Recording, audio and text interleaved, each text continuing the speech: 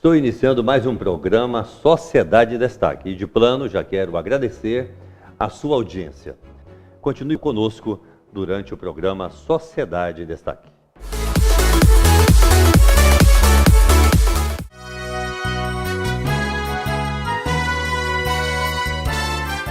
Agora eu quero compartilhar com você uma palavra bíblica. Se você tem uma Bíblia aí, abra no Evangelho segundo São Mateus, capítulo 8, a partir do versículo 5. Um texto que relata um fato acontecido com Jesus e que envolveu outras pessoas, evidentemente.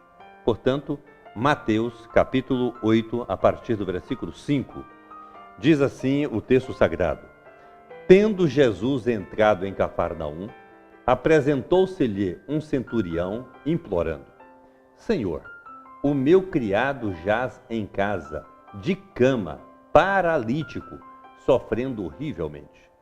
Jesus lhe disse: Eu irei curá-lo. Mas o centurião respondeu: Senhor, não sou digno de que entres em minha casa, mas apenas manda com uma palavra e o meu rapaz será curado. Pois também eu sou homem sujeito à autoridade.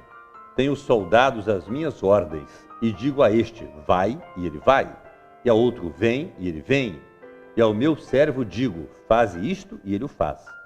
Ouvindo isto, admirou-se Jesus e disse aos que o seguiam: em verdade vos afirmo que nem mesmo em Israel achei fé como esta. Bom, a primeira coisa que eu quero destacar aqui, chamar a sua atenção, nesse texto bíblico, é que Jesus entrava na cidade de Cafarnaum. E Cafarnaum ficava às margens do Mar da Galileia. É bom dizer que em Cafarnaum, Jesus realizou muitos milagres. Jesus esteve muito presente naquela cidade de Cafarnaum. E estando ali, vem ao encontro de Jesus esse romano, cidadão romano, militar, um comandante, ao encontro de Jesus. Ele diz: Senhor, veja só, Senhor, eu tenho um empregado na minha casa e ele está de cama, paralítico, sofrendo horrivelmente. O quadro do empregado daquele comandante militar era um quadro que não recomendava.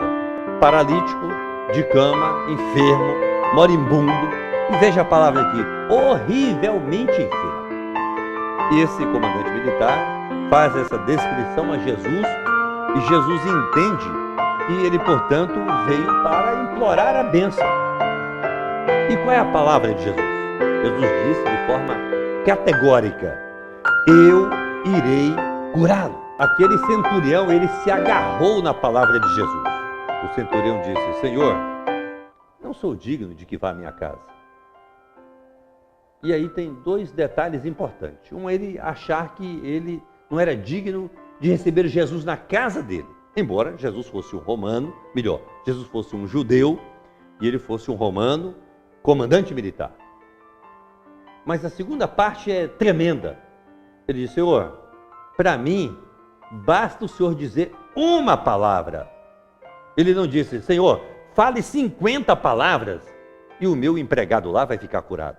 Não, ele disse: Senhor, eu sei e eu creio que se o Senhor disser uma palavra, ele vai ser curado. O Senhor nem precisa ir lá. Eu sei quem é o Senhor. O Senhor, eu não li a Bíblia, eu não li o Torá, mas o que eu tenho ouvido acerca do Senhor aí, o Senhor é de Deus. Se o Senhor falar uma palavra, daqui de onde o Senhor está, o meu empregado vai ser curado. Que fé! Coisa tremenda! Como é a tua fé? Você ora, jejuma, exige coisas de Deus, Deus está falando com você, e às vezes não acontece nada, porque na verdade você quer colocar Jesus num brete, como que se ele tivesse que fazer o que você quer. Você sequer tem fé. Você é crente, é obreiro, já foi batizado daí por diante, mas você não tem a fé que tem esse romano aqui, esse militar romano. Não era judeu, não ia à sinagoga, não ia ao templo, apenas ouviu falar de Jesus e creu. Muitos de nós estamos na igreja todo dia, a gente tem a Bíblia de cor, carrega a Bíblia, lê a Bíblia, já é obreiro, daí por diante, e não acredita em Jesus com a mesma intensidade que esse romano creu, que esse romano acreditou. E ele consegue surpreender Jesus, porque ele entende do princípio de autoridade, afinal de contas ele era um comandante, ele diz: Senhor, se tu disseres, vai acontecer, porque eu que tenho autoridade apenas nesse plano da terra aqui, uma autoridade militar, eu digo ao meu soldado, vai, e ele vai. Vem, e ele vem. Eu digo ao meu empregado, faz isso, e ele faz. E eu sou uma autoridade num plano inferior. O Senhor, que é uma autoridade espiritual, o Senhor vai dizer apenas uma palavra e as coisas vão acontecer. Será que você consegue compreender a autoridade de Jesus? Será que você consegue compreender o poder que reside na palavra de Jesus? Jesus está falando com você e você está como que duvidando. Será? Será que vai acontecer mesmo? Mas olha, uma outra coisa que eu quero já finalizar essa meditação e dizer a você, ao que me parece, nada é capaz de surpreender a Jesus. Ele é o Criador dos céus e da terra. A Trindade criou os céus e a terra, criou a mim e você, criou o sol, a lua, as estrelas, os luminares, os mares, as belezas que tem no fundo do mar. Então, em tese, nada é capaz de surpreender a Jesus. Mas aqui, o texto diz o seguinte: ouvindo isto, admirou-se Jesus. Você não vai ver que aquele romano que não ia à sinagoga, não ia ao templo, daí por diante não lia a Bíblia, conseguiu surpreender Jesus. Jesus ficou boquiaberto com ele, admirado, tamanha a fé daquele homem. Eu acho que os discípulos ficaram com vergonha, porque os discípulos estavam com Jesus no outro momento. Jesus fez um milagre, foi de repreender o mar da Galileia, e tudo se tornou bonança. Jesus não elogiou os discípulos, não ficou admirado. Disse: homens de pouca fé, vocês são tímidos demais. Foi a palavra de Jesus para os discípulos. Mas para esse romano aqui, que não tinha a mesma experiência dos discípulos, ele ficou boquiaberto, admirado.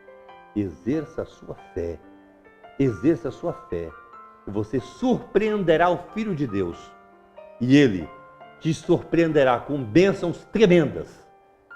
Ele dirá apenas uma palavra e fará maravilhas na sua vida.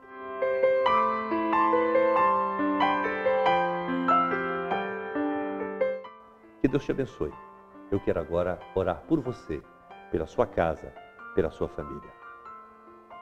Pai querido, eu quero agora abençoar as pessoas, ó Deus, que estão assistindo este programa, que ouviram agora a ministração da Tua palavra, Senhor, que durante este programa acompanharam os louvores, as músicas.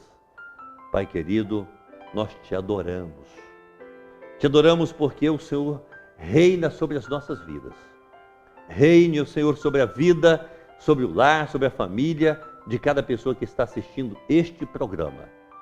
Dize, ó Pai, apenas uma palavra e faze a bênção se estabelecer na vida delas, na vida do esposo, na vida da esposa, na vida dos filhos, ó Pai, na vida do sogro, da sogra, na vida do avô, da avó. Mas, ó Pai, que eles sejam abençoados por Ti. Ó Deus, desperta-lhes a fé, Senhor. Assim como aquele romano, aquele comandante militar, creu em Ti. Que nós possamos crer com a mesma intensidade, com o mesmo fervor, Senhor, com a mesma determinação. Pai, eu Te agradeço, porque Tu és capaz de fazer muito mais por nós do que aquilo que pedimos e desejamos. E é assim que eu oro em nome de Jesus. Amém, amém, amém.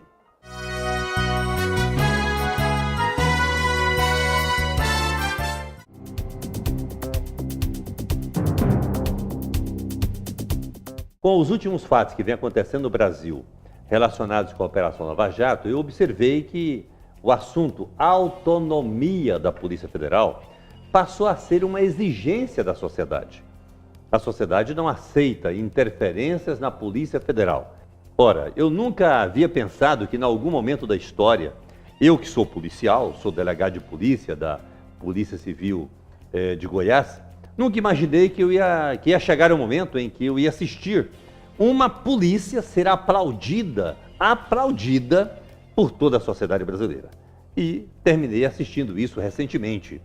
Por falar em autonomia da Polícia Federal, existe uma proposta de emenda à Constituição do Brasil, de número 412, que está tramitando na Câmara Federal, que propõe a autonomia administrativa, orçamentária da Polícia Federal. Nós já havíamos aprovado uma lei que garante a autonomia das polícias civis e federal na investigação. O delegado de polícia, os seus agentes, o escrivão, os peritos, não podem sofrer nenhuma interferência. Eles têm absoluta autonomia na condução da investigação. Ora, se já existe lei que dispõe sobre isso, de que trata então a PEC, a proposta de emenda constitucional 412?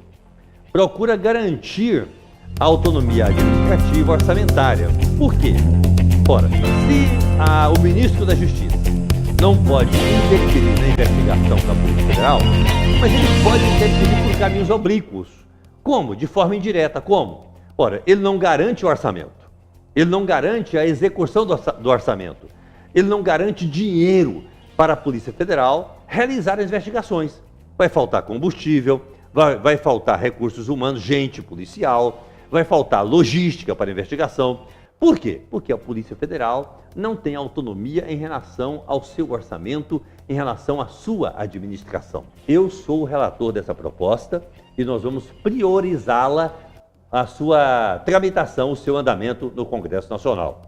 Por isso, conte comigo, acompanhe o meu trabalho, acompanhe como é que cada deputado vai votar quando essa proposta for à apreciação na CCJ ou na Comissão Especial ou no plenário. Isso é defender o Brasil. Isso é atuar em favor da sociedade.